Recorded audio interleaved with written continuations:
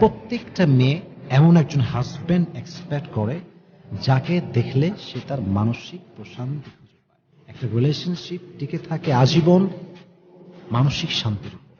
বিশ্বাস অবশ্যই লাগবে, এবং বিশ্বাস মানসিক শান্তি যখন কেউ কাউকে দেখে খুঁজে পায় তখন তার জীবনে আর কোনো কিছুর প্রয়োজন হয় না।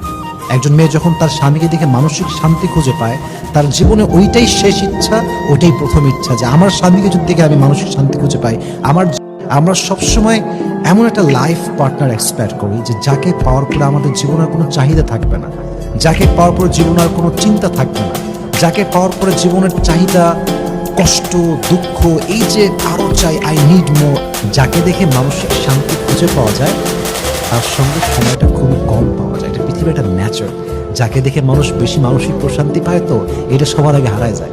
এজন্য যদি কেউ কাউকে পায় এরকম যে মানসিক শান্তি খুঁজে পাচ্ছে তাকে দেখে, স্ত্রীর জন্য সবচেয়ে বড় এক্সপেকটেশন হচ্ছে তার স্বামী হবে রোমান্টিক। কারণ মেয়েদের ন্যাচারটাই হচ্ছে তারা পুরুষকে রোমান্টিক দেখতে পছন্দ করে, আনরোমান্টিক দেখতে পছন্দ করে না, খ্যাত দেখতে পছন্দ করে না। তো স্বামী যখন খ্যাত হয়, আল্লাহ বলছেন আমার পৃথিবীর সর্বশ্রেষ্ঠ সৃষ্টির মাঝে শ্রেষ্ঠ নিদর্শন হচ্ছে স্বামী এবং স্ত্রীর সম্পর্ক। সুবহানাল্লাহ করবেন না আপনার সবাই?